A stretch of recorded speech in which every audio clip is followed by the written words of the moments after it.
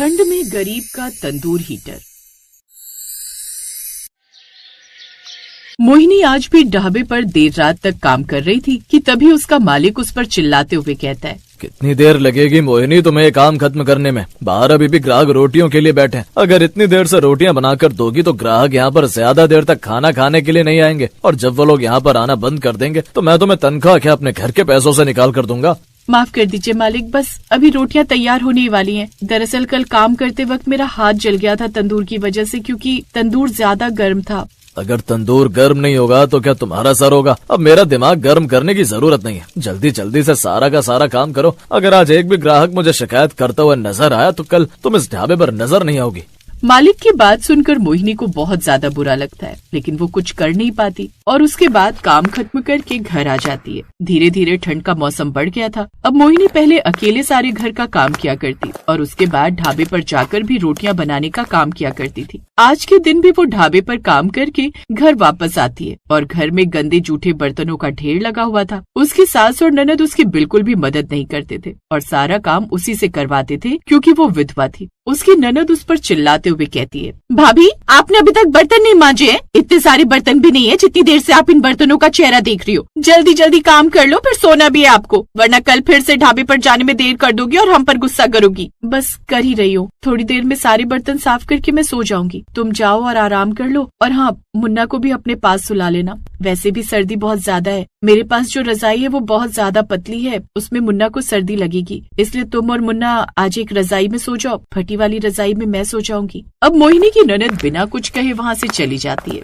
जिसके बाद मोहिनी ठंडे पानी में पहले सारे बर्तन साफ करती है और उसके बाद पतली सी रजाई लेकर जमीन पर सो जाती है। मोहिनी को सर्दी की वजह से नींद नहीं आती और वो कांप रही होती है। बहुत ज्यादा सर्दी लग रही है, लेकिन क्या करूँ, घर में 2 ही रजाई है। अब अगर माँ जी से रजाई मांगूंगी तो फिर वो लोग कैसे सो पाएंगे? कोई बात नहीं, मैं ही थोड़ा सा एडजस्ट कर लेती हूँ। मोहिनी वैसे ही ठंड में ठिठुरते हुए कांपते हुए सो जाती है। इसके बाद वो सुबह ढाबे पर जाती है।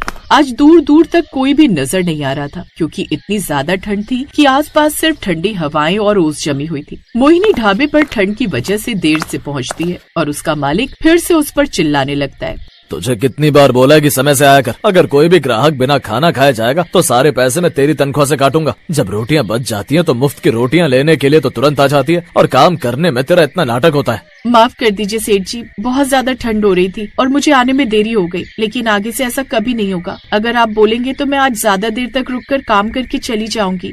वो तो तुझे करना ही पड़ेगा, वरना तेरे पैसे काट दूंगा, समझी? अब जल्दी जल्दी काम कर, समय नहीं है मेरे पास। मोहिनी ऐसे ही ठंड में सारा काम करती है और उसे आज देर रात तक काम करना पड़ता है। वो बहुत ज्यादा थक जाती है और जब देर रात को घर पहुंचती है तो उसकी सास और ननद ने खाना भी नहीं बनाया था, क्योंकि उन्हें तो खुद काम करने की आदत ही नहीं थी। उसकी सास फिर से मोहिनी पर चिल्लाने लगती है, ये कोई समय है महारानी घर आने का? या फिर सोच रही होगी कि अगर समय से घर आ जाएगी तो घर का काम करना पड़ेगा, इसलिए इधर उधर आवारागर्दी करने चली गई होगी। नहीं माँ जी, ऐसी कोई भी बात नहीं है। दरअसल आज मैं काम पर देरी से पहुंची थी तो मालिक ने मुझे देर तक काम पर रोक लिया था। आप बिल्कुल भी फिक्र मत करिए, मैं अभी आप लोगों के लिए गर्मा गर्म खाना बना देती हूँ। मोहिनी ये कहते हुए सब लोगों के लिए खाना बनाती है, लेकिन अब वो इन चीजों से बहुत ज्यादा परेशान हो गई थी। उसे अपनी टूटी फूटी झोपड़ी में बहुत ज्यादा ठंड लगा करती थी और उसे समझ में भी नहीं आता था कि वो इसका क्या उपाय निकाले। ऐसे ही एक दिन जब मुन्ना स्कूल से आता है तो वो अपनी माँ से कहता है, माँ, जैसे आपके ढाबे के ऊपर तंदूर होगा, उस तंदूर के आगे भी आपको सर्दी में काम करना पड़ता होगा ना?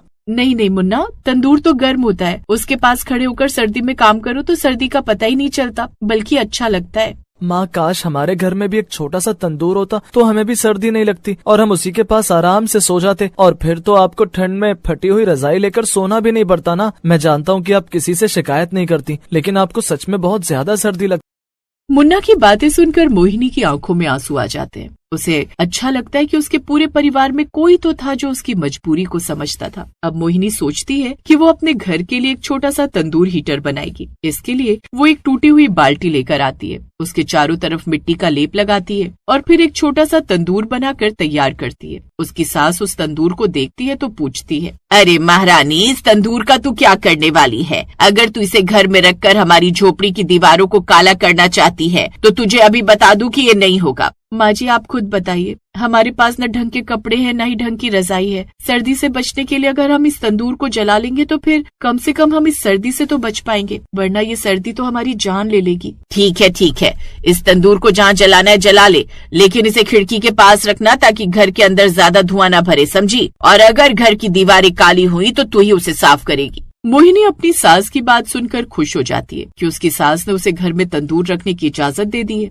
इसके बाद वो कुछ लकड़ियां ढाबे से बचाकर घर ले आती है और उस छोटे से तंदूर को जला देती है। तंदूर के जलते ही पूरा कमरा गर्म हो जाता है और अब मोहिनी भी सुकून से उस पतली सी रजाई को ओढ़कर कहती है, चलो अच्छा है, कम से कम अब मुझे इस रजाई के अंदर सुकून तो मिल रहा है और इस कमरे में इतनी ज्यादा ठंड भी नहीं लग रही। बस सब कुछ ऐसे ही आराम से हो जाए। अब मोहिनी आराम से सुबह उठती है। आज उसके चेहरे पर एक चमक थी और वो ढाबे पर काम करने के लिए चली जाती है, लेकिन उसका मालिक फिर भी उस पर बेकार में चिल्लाने लगता है। वहीं दूसरी तरफ उसकी सास देखती है कि वो आज अपना शॉल भी लेकर नहीं गई थी। ये देखकर अब उसकी सास को उस पर दया आती है और वो कहती है, भले ही मोहिनी जैसी भी है, लेकिन मेरे बेटे की एक्सीडेंट में मौत में उसका क्या हाथ है? मैं जब देखो उसे ताने सुनाती हूँ, उल्टा सीधा बोलती हूँ, वो मुझे कभी पलटकर जवाब भी नहीं देती। आज बेचारी बिना शॉल के ही चली गई है, मुझे ये शॉल उसे देकर आ जाना चाहिए। अब उसकी सास मोहिनी का शॉल लेकर उसके ढाबे पर जाती है तो वो देखती है कि उसका मालिक उस पर बुरी तरह से चिल्ला रहा था और मोहिनी अपने परिवार का पेट पालने के लिए उसकी डांट सुने जा रही थी। ये सब कुछ देखकर मोहिनी की सास को बहुत बुरा लगता है और वो मोहिनी का हाथ पकड़कर उसे ढाबे से बाहर ले आती है और कहती है,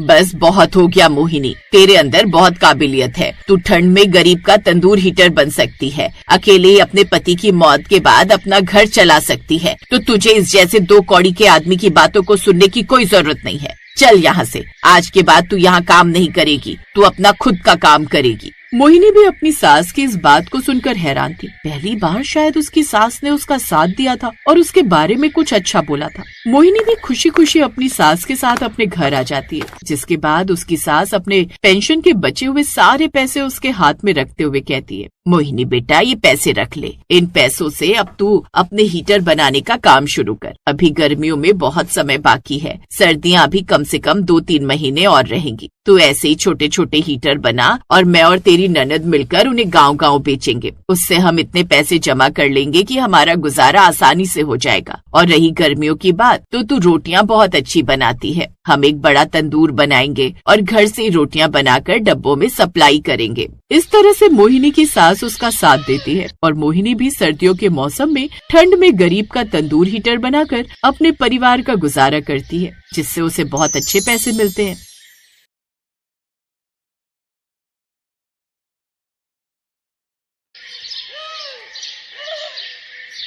पहाड़ी के ऊपर जंगल से घिरा हुआ एक छोटा सा गांव था।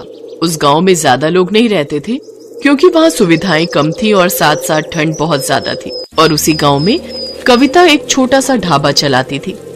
आइए बाबू, कविता के ढाबे पर आइए और गर्मा गर्म ऑमलेट खाइए। गांव के लोगों में कविता के ऑमलेट के चर्चे थे। गांव वाले कविता के ढाबे पर तंदूरी रोटी और ऑमलेट खाने जाते थे, लेकिन गांव में ज्यादा लोग नहीं थे, इसीलिए कविता की ज्यादा कमाई भी नहीं होती थी। उसका पति अपाहिज था और चल फिर नहीं सकता था और उसकी इकलौती बेटी को सांस फूलने की बीमारी थी। घर की सारी जिम्मेदारी कविता के ऊपर ही थी।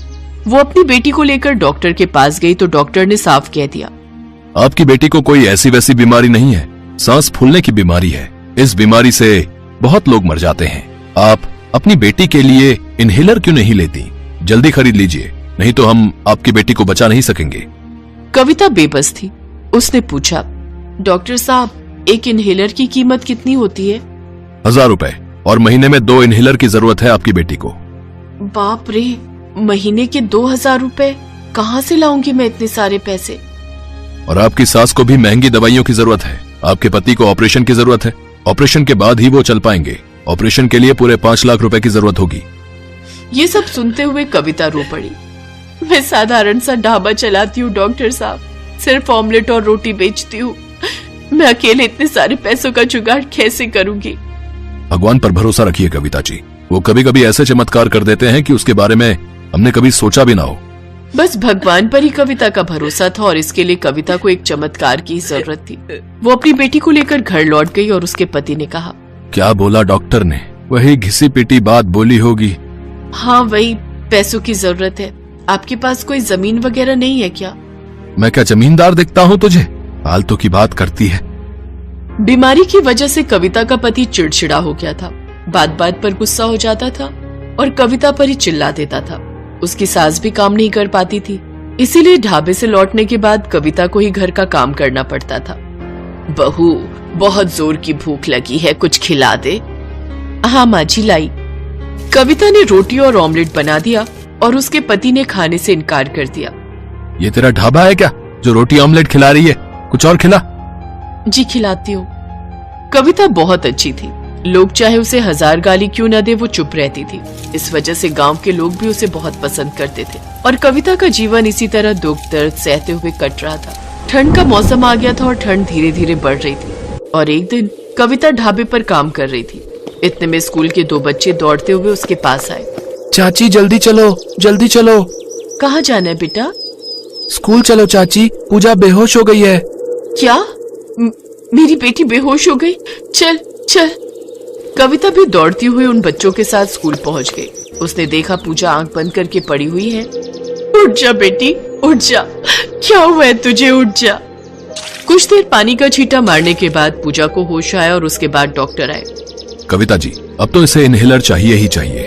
ठंड भी बढ़ गई है, 2-3 दिन में बर्फबारी भी शुरू हो जाएगी। इस साल आपकी बेटी ठंड सह नहीं पाएगी। माँ, मैं मरना नहीं चाहती। माँ, मैं मरना नहीं चाहती हूँ। नहीं बेटी, तुझे कुछ नहीं होगा, मैं हूं ना। लेकिन कविता अकेली क्या ही करती। वो भगवान को बुलाने लगी। हे भगवान, मेरी मदद कीजिए, मुझे मदद करने वाला और कोई नहीं है, सिर्फ आप ही हो भगवान, सिर्फ आप ही हो। भगवान अपने सच्चे भक्तों को कभी निराश नहीं करते हैं, कोई ना कोई तरीके से उसे जीने का सहारा दे ही देते हैं। लेकिन कविता को वो कैसे मदद करने वाले थे? कविता बर्फबारी से डर रही थी। पता नहीं बर्फबारी शुरू हो जाने के बाद मेरी बेटी का क्या होगा, वो ठंड सह पाएगी या नहीं। कविता ने गुल्लक तोड़ दिया और उसमें से 150 रुपए मिले। 150 रुपए में तो आजकल कुछ नहीं होता और ऐसे ही कविता की समस्याएं बढ़ने लगी। अगले दिन से स्नोफॉल शुरू हो गया, पूरा गांव सफेद बर्फ से ढक गया और ये देखकर कविता सिसक सिसक कर रोने लगी। मैं हार गई, मैं अपनी बेटी को नहीं बचा पाई। मैं कितनी बुरी माँ हूँ भगवान, मैं कितनी बुरी माँ हूँ। लेकिन कविता को नहीं पता था कि इसी बर्फ की वजह से उसे एक मौका मिलने वाला है। 2-3 दिन पहले ही कुछ टूरिस्ट पहाड़ पर घूमने के लिए आए थे। वो इस गांव से बहुत दूर एक शहर में रुके हुए थे, लेकिन उस शहर से एयरपोर्ट का रास्ता इसी गांव से होकर जाता था। छोटा गांव था, इसीलिए कभी किसी भी टूरिस्ट ने ज्यादा ध्यान नहीं दिया था। लेकिन आज कुछ अलग होने वाला था। बर्फबारी शुरू हो जाने के बाद गांव के लोग जल्दी घर के अंदर घुस जाते थे। कविता शाम होते ही ढाबा बंद कर ही रही थी कि तभी वहाँ एक टूरिस्ट कार आकर रुक गई। बर्फ की वजह से वो गाड़ी एयरपोर्ट पर नहीं जा पाई। गाड़ी में से एक आदमी निकला और सामने कविता को देखकर पूछा, एक्सक्यूज मी, यहाँ कोई होटल है क्या? होटल? गांव में होटल तो नहीं है साहब। फिर तो बहुत मुश्किल हो जाएगी, हम रात कहाँ बिताएंगे, खाना भी कैसे खाएंगे?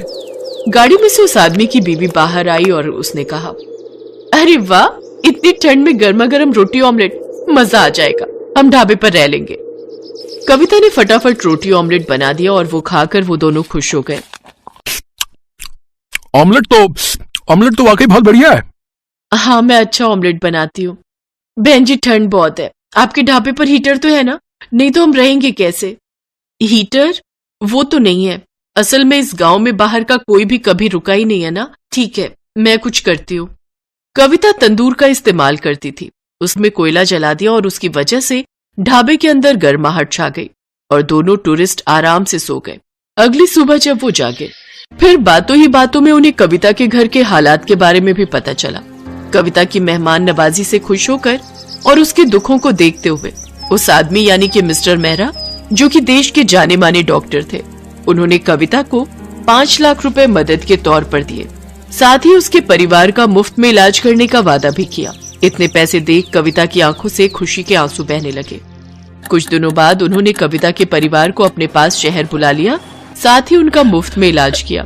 फिर कविता जब अपने परिवार के साथ गांव लौटी तो वहां का नजारा देख वो हैरान रह गई। गांव में उसके ढाबे के पास टूरिस्ट की भीड़ लग गई, लोगों को घूमने की नई जगह मिल गई। अचानक से इतनी भीड़ देखकर कविता घबरा गई, लेकिन फिर तुरंत उसने अपने आप को संभाल लिया और ऑमलेट रोटी बनाने में लग गई। देखते ही देखते कविता के पास ग्राहकों की भीड़ लगनी शुरू हो गई।